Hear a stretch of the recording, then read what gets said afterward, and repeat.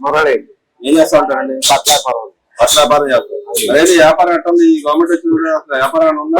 వ్యాపారం ఉండదండి.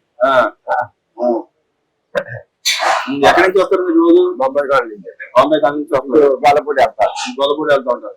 ఏంటి ఈ రోజు అమ్మాయి గారికి వచ్చి టిఫిన్ చేస్తారు. టిఫిన్ ఎలా ఉంది? రైస్ బాగుంటది.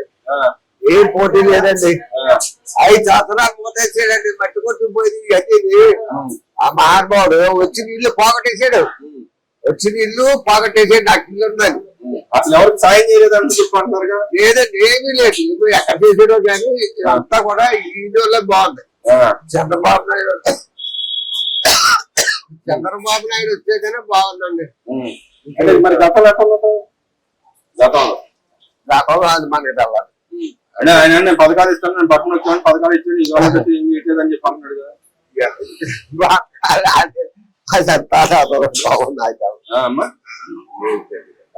ఆ గొడవ ఏమో తెలియదు కానీ అది ఏం చూడలేదండి. జగన్ గారు అసలు అక్కడ ఉన్న వాళ్ళు తీసేసారు కానీ ఇది ఏం చేయలేదండి. మరేంటి ఈయన వచ్చిన డబ్బు తినేయడం తప్పితే ప్రజలకి అలాగంటారండి. అందుబాటులో ఉంటున్నారు ముఖ్యమంత్రి. ఆయన అందుబాటులో ఉంటున్నారా? ఉంటున్నారా? ఎందుకు లేదండి, వెళ్తారు ఎక్కడికైనా. ఏ బొమ్మాయి వెళ్తారు. ఎక్కడికి వెళ్తారండి. మరి జనం కంపెనీ తప్పని చెప్తున్నారు. నిజంగానే కంపెనీ తెస్తున్నారా? చెప్తున్నారంట గాజు బాగా ఏదో చెప్తున్నారా? టీవీలో చెప్పడం మనకేంటి. అంటే నిజంగా చేయగలరా? వస్తాడు అంటండి. మనకి ఉపయోగం ఉంటాం. మరి అయితే ఆ కంపెనీ తెస్తే ఏం ఉపయోగం ఉంటాం? జనాలకి 10,000 కొట్టాలి. పర్వాలేదు. ఈయన ఉంటే పర్వాలేదండి జనాలకి. ఎందుకంటారు? బలంగా ఎందుకు చూస్తున్నాం? ఏముందండి, అన్నింటిలో సీనియర్. ఆడేముందని జూనియర్ లేదు, జూనియర్ లేదు. ఆయన వచ్చి ఇప్పటికి అన్ని బట్టలు వచ్చేసి అన్ని పథకాలు. ఎందుకంటే బాబు అంటే మరి ఇచ్చే పథకాలు ఫెయిల్ అయిపోయినాయి చెప్తున్నాడు కదా. నిజంగా ఫెయిల్ అయిపోయినాయా? ఏమీ లేదండి. ఆయన ఏ పథకాలు ఇవ్వలేదు, ఎవరికి ఏం చేయలేదు, రోడ్లు చేయలేదండి. అందరికీ తెలుసు. ఏమి సుఖం లేదండి. అంటే ఈ రోజు మరి పెట్రోల్ రేట్లు పెరిగినాయి. అనుకోకుండా అక్కడ ఏదో జరిగింది కదా రేవులలో. దాని గురించి పెట్రోల్ అనుకోకుండా పెరిగింది. పెరగడం మరేంటి భారం ఎక్కువైపోయింది. ఎవరైనా బస్సులో పోతారని చెప్పాలండి. ఇప్పుడు ఏమైనా అంటే పోనీ అనుకో వరకోవడాలి అంతా గ్యాస్ అక్కడ గందరగోళం వల్ల ఇలా జరిగింది. అయితే అంతేగా నేను వేయట్లేదు. ఈయనేమి వేసింది కదా. ఇంకా వీళ్ళు ప్రయత్నం చేసి ఇంకా 10 రూపాయలు 5 రూపాయలు వీళ్ళు బరాయిస్తున్నారు. ఇచ్చొచ్చారు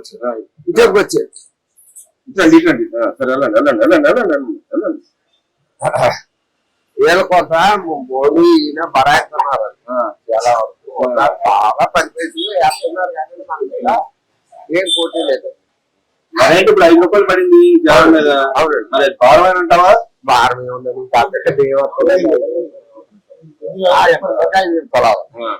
మరేంటి ఈ రోజులో మనం చూస్తే గవర్నమెంట్ పరిపాలన పరంగా నిజంగా అందుబాటులో ఉంటారో ప్రజలందరికీ గవర్నమెంట్ లేదా? ఏం పర్వాలేదు. ఈయనే గెలుస్తారండి. చూడండి ఎందుకంటావు అంత బలంగా? ఎవరిని చేసేది కానీ వచ్చేది ఏం చేసేదండి. అందరికీ నోటెడ్ అయిపోయింది. పింఛనీలా ఇవ్వలేదు. మరి ఈ 2 అంటే పింఛని ఒక రోజు ముందే ఇచ్చేస్తున్నారు. తెల్లారి సెలవు అనగా ఈ రోజు ఇచ్చేస్తున్నారు. ఎక్కడ అప్పుడు చేసి తెచ్చిస్తున్నాడు. అప్పుడు చేస్తున్నారు. అవన్నీ ఎవరు కావాలండి. తెల్లదారి అంటే పథకాలు ఇస్తే ఓకేనా? పథకాలతో పాటు అభివృద్ధి కానీ ఉద్యోగ అవకాశాలు అంటే అంటే ఇక్కడ పథకాలు ఓటేస్తే సరిపోతే ఉద్యోగాలు కలిసి ఉద్యోగాలు ఇస్తానంటాడు. ఉద్యోగాలు ఇస్తాడంటాడు. అంటే ఆ నమ్మకం ఎందుకు ఉందంట గవర్నమెంట్? మరి ఆయన కూడా ఇచ్చేది చెబుతున్నాడు కదా. ఏం చేసాడు? ఏమీ చేయలేదండి. అన్ని మోటేసుకున్నారు. వీళ్ళేమో ఇచ్చిన వాళ్ళకి ఏమో లాగేసాడు. వారంటీలు పెట్టాడు కదా. వారంటీలు పెట్టి చెక్కింగ్లు చేసి మొత్తం అన్ని పీకేసాడు. వాలంటీర్ వ్యవస్థ మూలన ఇప్పుడు డబ్బులు కూడా రావట్లేదు. మీరంటే డబ్బులు ఇవ్వట్లేదు, పెన్షన్ ఇవ్వట్లేదు అంటే మూలన మామూలుగా వచ్చేస్తున్నారు.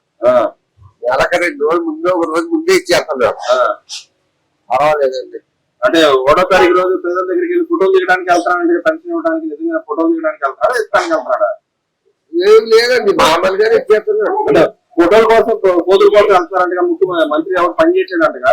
లేదండి అదే అనుకోలేదు కానీ ఏమీ లేదండి సమానం. మరి ఆయన ఏంది నెక్స్ట్ పాదయాత్ర చేస్తాను జనాలకు వస్తాను నాకే ఓట్లు వేస్తారని చెబుతున్నాడు జగన్మోహన్ రెడ్డి గారు. జరగదండి అంటే పాదయాత్ర చేస్తే గెలుపుతారంటవా?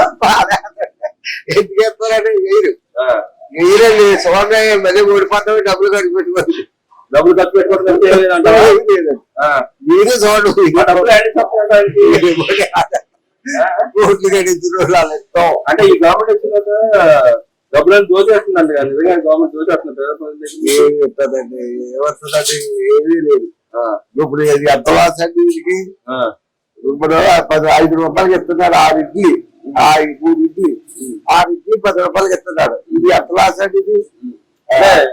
మీరంటే అనుకో సహకారం తీసుకోవడానికి పెడుతున్నా అని చెప్పి పెట్టానని చెప్పి ఆయన చెబుతున్నాడు. నిజంగానే పెట్టాలంటారా?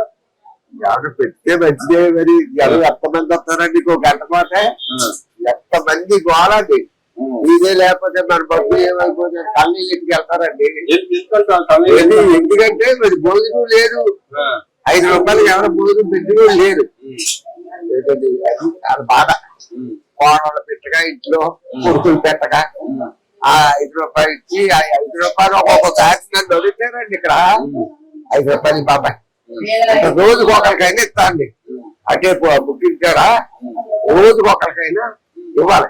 ఎందుకంటారు ఏం చేస్తావు ఆడకాయ కూడా లేదంటే పెద్దలు కూడా అంటారు అన్నిటికన్నా అన్నదానం గొప్పదని చెబుతారు. ఏమంటే అది మంచిదో ఎంతో పాపాలు పెద్దలు చెబుతూ ఉంటారు కదా అన్నదానం గొప్పదని చెబుతారు. అవును 5 రూపాయలు రోజుకు ఒక మంచికైనా ఇవ్వాలని అలా అలాగా చెప్తారండి. రాబోయేది ఎవరు గెలుస్తారంటావు? నేనే గెలుస్తారండి. నేనే చేసినే కాపాడుతుంది.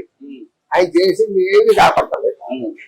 ఏం చేసిందే కనపడుతుంటావా? ఏం చేసిందే కాపాడుతుంది. అంటే అదే ఆయన నేను చేసి చెప్పుకుంటారని చెబుతున్నాడు కదా.